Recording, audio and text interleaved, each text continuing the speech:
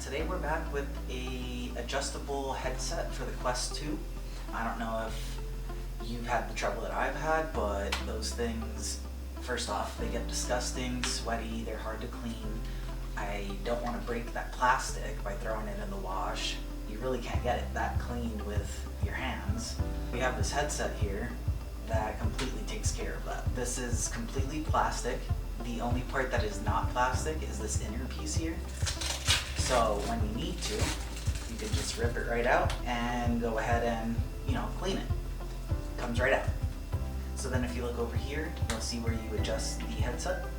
You just turn that dial and it opens up. And to tighten it, you do clicks. Let's go ahead and try it on. Lift it up a bit. Just tighten it up.